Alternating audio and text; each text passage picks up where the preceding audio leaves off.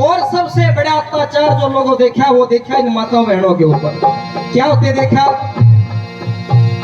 जन्म होने के पश्चात जीवन में एक बार केवल विवाह करवाने का अधिकार इस माता बहनों को मिला करता था। अगर दुर्भाग्य से किसी पत्नी का पति संसार छोड़ के चला जाता, मर जाता था, तो दोबारा विवाह शादी कराने का अधिकार उस बहन बेटी को नहीं दिया जाया करता था। क्या क्या हालात थे, पैदा होते ही विधवा हो जाया करती लड़कियां।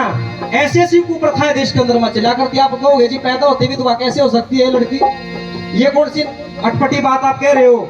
ऐसा ही होता था लोगों। कैसे होता था, दो गांव के चौधरी आपस में बात कर रहे हैं, एक किसी दूसरे गांव का, एक किसी दूसरे गांव का, दोनों के घर में घरवाली का बच्चा होने वाला है, आपस में दोनों वार्ता की सजा सुना दी जाती है।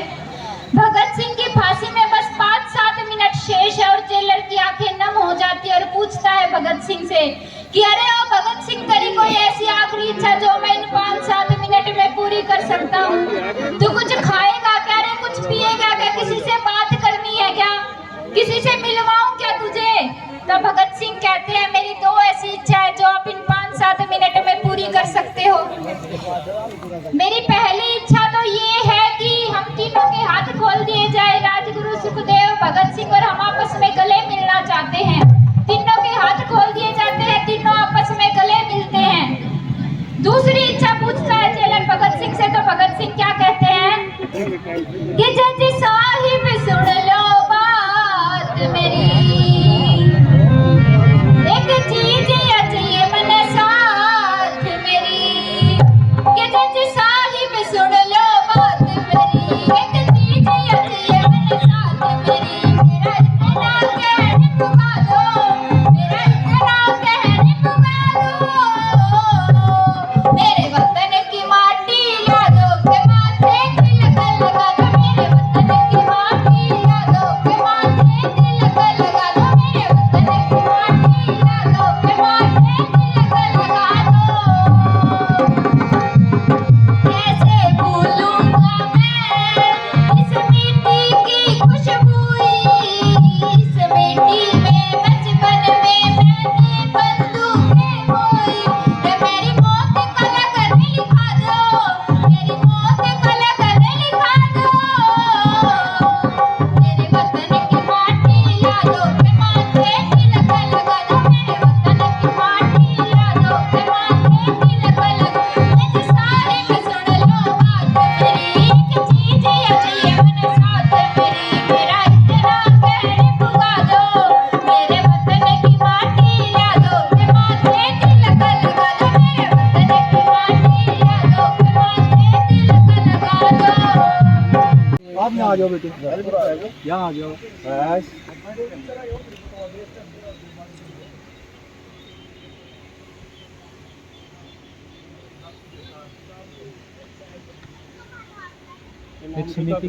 आज ज़्यादा मैं लंबी स्पीच या भाषण के उसमें नहीं हूँ।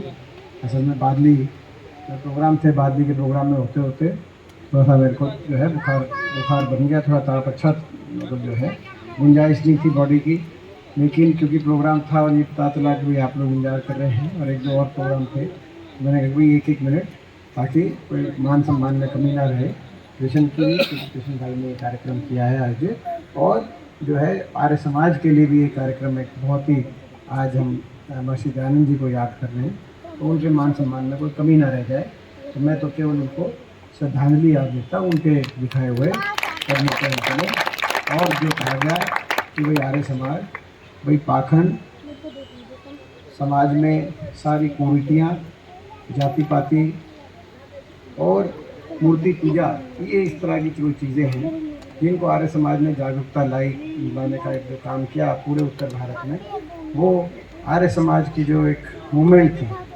आज मैं समझता हूँ कि हम सब जो महर्षि दयानंद जी को याद करते हैं, उनको श्रद्धांजलि देते हैं, उस आर्य समाज की सत्यार्थ प्रकाश जो है, जो में निहित सारे आदर्शों को, सारे मूल्यों को हम याद करें, उन आदर्श और मूल्यों पे समाज चले, तो मैं समझता हूँ कि हमारा जो है, तो ये एक आज हम सब अपना यहाँ पे बात रखते हैं। बाकी लंबी बात ना करते हुए मैं आज आपसे माफ़ी मांगता हूँ, मैं लंबी बात नहीं कह पाऊँगा, मगर आप मेरी भावना सब जानते हैं।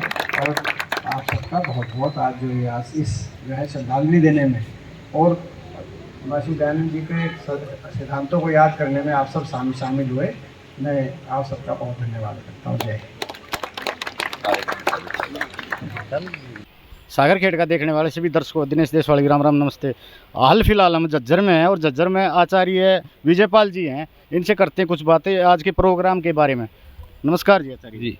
आज क्या प्रोग्राम था जी झज्जर में, थोड़ा बताओ। महर्षि दयानंद जी की 200वीं जन्म शताब्दी के उपलक्ष्य में ये आर्य समाज समिति के द्वारा और जिसके अध्यक्ष श्री कृष्ण जी शास्त्री हैं, ऋषि दयानंद जी समाज सेवा समिति, उसके मार्फत ये कार्यक्रम रखा गया, जिसमें कि समाज में जो कुरीतियाँ, अंधविश्वास, पाखंड पनप रहा है उसको दूर करने के लिए ऋषि दयानंद जी ने जो संदेश दिया जन जन के लिए, उसको फैलाने के लिए आज का ये कार्यक्रम रखा गया था। तो इसमें बहुत अच्छा कार्यक्रम रहा, अच्छी उपस्थिति रही और राजनेता भी तो दीपेंद्र जी हुड्डा सांसद एवं गीता भूकल जी पूर्व शिक्षा मंत्री एवं कुलदीप व्यस्त जी आज हमारे मध्य इस कार्यक्रम में पधारे। उनका आर्य समाज की समिति की ओर से बहुत बहुत धन्यवाद है। धन्यवाद।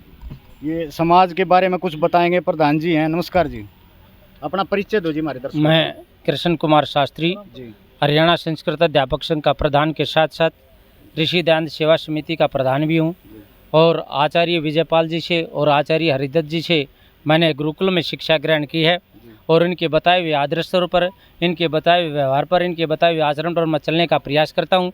हमारी एक समिति है 11 सदस्यों की और वो लगातार ऋषि दयानंद नाम से समिति बनाई है, लगातार ऋषि दयानंद जी के बताए हुए कार्यों को अग्रसर कर रही है, आगे बढ़ा रही है। हम गांव-गांव जाकर के चौपाड़ के अंदर हवन करते हैं और हवन के अंदर जो गांव के अंदर बुजुर्गों के अंदर, महिलाओं के अंदर जो पाखंड की प्रवृत्ति है बच्चों के अंदर, उसको दूर करने का प्रयास करते हैं। हमारे भाई भोलू जो बधानी से हैं, जिला पार्षद हैं, वो भी हमारे बहुत मित्र, इसमें हमारा बहुत ज़्यादा सहयोग करते हैं।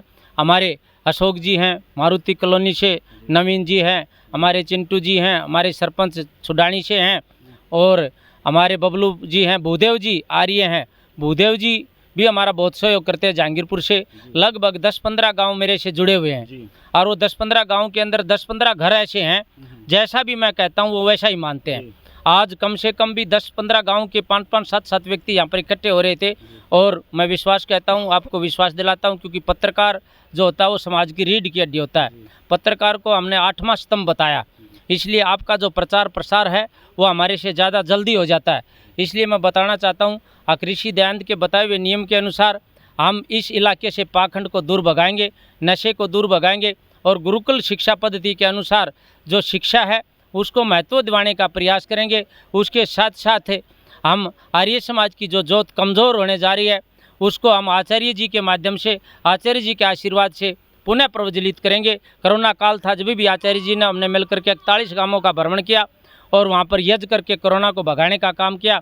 तो हम लगातार, हमारी 11 सदस्यीय समिति है वो लगातार ज़ोर शोर से काम कर रही है। हमारे सारे मित्र प्रशंसनीय हैं और प्रत्येक वर्ष हम किसी न किसी आर्य व्यक्ति का जन्मदिन मनाएंगे, ये हम आपको बताना चाहते हैं। और हमारी एक इच्छा और है, प्रत्येक घर में स्वामी ओमानंद जी की और महर्षि दयानंद जी की तस्वीर हम प्रत्येक घर में देंगे और प्रत्येक घर में उसके बाद में हम हवन कुंड देंगे और उसके बाद में प्रत्येक स्कूल में हम एक कक्षा ऐसी लगाएंगे जिसमें संध्या हवन सिखाया जाए और बच्चों का आचरण अच्छा किया जाए और गरीब बच्चों को पढ़ाया जाए और जो गरीब कन्या हो उसके विवाह में हम किसी न किसी प्रकार की प्रोत्साहन राशि देश के, इस कामना को हम लेकर के चलते हैं। जैसी भी अर्थव्यवस्था हमारी मजबूत होगी उसी अर्थव्यवस्था के अनुसार हम अपने कार्य को बढ़ा देंगे। एक एक दिया पैसा समाज का हम कहीं भी फिजूल व्यर्थ में खर्च नहीं होने देंगे। हमारी समिति के सारी के हस्ताक्षर होते हैं और हस्ताक्षर होने के बाद में 1 रुपया लकड़ता है। हमारे पास कभी ज़्यादा पैसा इकट्ठा नहीं होता। हमारी समिति पैसा अपने गोद से लगाती है और कार्यक्रम को सफल कर देती है। जिन दादाताओं ने और आचार्य जी ने और जो भी राजनेता हमारे भाई दीपेंद्र हुड्डा जी की मेरी अच्छी मित्रता है, लंबे समय से मुझे कई बार वो गाड़ी में भी बैठा ले जाते हैं। अब शास्त्री जी चलो कुछ देर के लिए मेरे साथ बातचीत करते चलेंगे। गीता भूकल जी से भी अच्छे संबंध है और कुलदीप वत्स जी साहब से भी, और राजनेता हैं जैसे धनखड़ साहब जी हैं और बीजेपी के नेता हैं, उनसे भी हमारे संबंध अच्छे हैं और इनोला के नेताओं से भी अच्छे संबंध है, जेजेपी के नेताओं से भी अच्छे संबंध है, सभी से अच्छे संबंध है।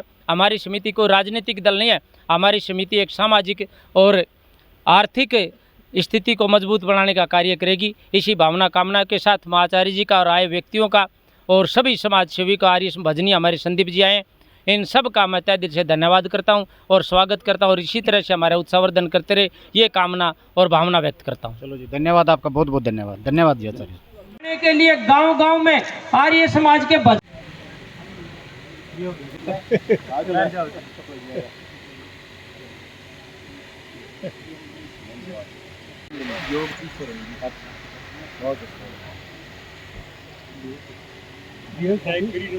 लगा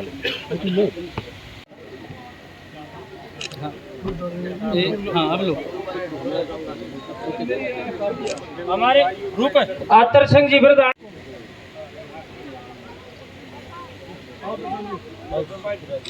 रविंद्र जी खेड़ी आसरा, रामवीर जी भी आए और कुलदीप जी भी आए। प्रार्थना करता हूँ आए।